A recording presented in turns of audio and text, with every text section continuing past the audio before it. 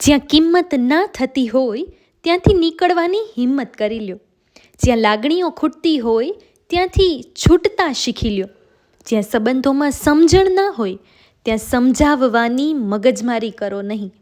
જ્યાં રોજ બરોજ અપમાન થતું હોય તેનાથી દૂર રહો.